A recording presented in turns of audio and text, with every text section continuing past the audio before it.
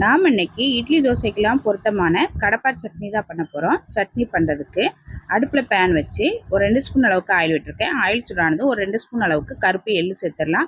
ஒரு துண்டு இஞ்சியை கட் பண்ணி சேர்த்துடலாம். ஒரு 10 பல் பூண்டு, 4 பச்சை மிளகாய் கட் பண்ணி சேர்த்து நல்லா வதக்கி விட்டுடலாம். இது கூட 2 தக்காளியை கட் பண்ணி போட்டு வதக்கி விட்டுடலாம். தக்காளி நல்லா வதங்கினது இது கூட கொஞ்சமாக புளி சேர்த்து கலந்து விட்டுடலாம். இது கூட ஒரு கைப்பிடி அளவுக்கு மல்லி இலை, ஒரு கைப்பிடி அளவுக்கு கருவேப்பிலை இலை, 2 துண்டு தேங்காய் எல்லாம் சேர்த்து நல்லா வதக்கி விட்டுடலாம். எல்லாம் நல்லா வதங்கினதும் இது கூட சட்னிக்கு தேவையான அளவு உப்பு சேர்த்து கலந்து விட்டுட்டு அடுப்பு ஆஃப் பண்ணிவிட்டு ஆற வச்சிடலாம். ஆற வச்சுட்டு மிக்ஸி ஜாரில் மாற்றி கொஞ்சமாக தண்ணி சேர்த்து சட்னியை அரைச்சிட்டு வந்துடலாம்.